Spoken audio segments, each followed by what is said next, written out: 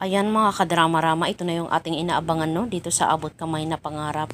Dahil alam naman po natin ngayon na talagang ipit na talaga itong si Zoe. Tapos possible talaga na pinipilit talaga ni RJ itong si Zoe na paaminin talaga. Baka may alam siya doon sa pagkahulog niya doon sa hagdan. Siyempre alam naman po natin na alam talaga ni Zoe yung katotohanan, kung ano talaga yung laman ng hard drive na iyon, bakit natulak siya bakit natulak itong si RJ ni Moira, dahil po prinoprotektahan po ni Moira yung identity, yung pagkatao po ni Zoe.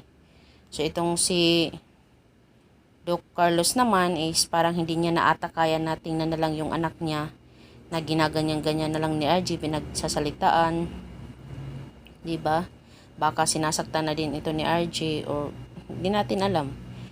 Kaya itong si Doc Carlos talaga is at the back ni Zoe. Talagang hindi niya na makaya yung nakikita niyang ginagawa ni RJ sa kanya. Kaya papasok ata to siya at sasabihin niya na wag mong saktan ang anak ko RJ, sumusobra ka na, di ba? Char. Sana all no, may ambag sa buhay ni Zoe. Dahil simula ng maliit pa itong si Zoe is nasa poder na talaga ni RJ. Pero hindi naman natin masisisi si Doc Carlos no, kasi nalaman na lang din niya na anak niya si Zoe nung malaki na po ito. Saka pa lang kasi yun inamin ni Moira sa kanya.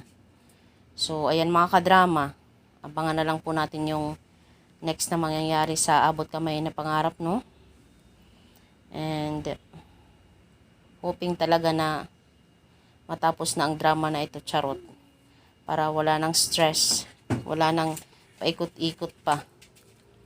So, maraming salamat lang po mga kadrama sa patuloy niyong panonood ng aking video, patuloy na pagsuporta at pagtangkilik ng aking mga pinopost. Maraming salamat. Huwag niyo pong kalimutan i-like, i-share, tsaka i-subscribe yung aking channel. Thank you so much and God bless you all. Bye.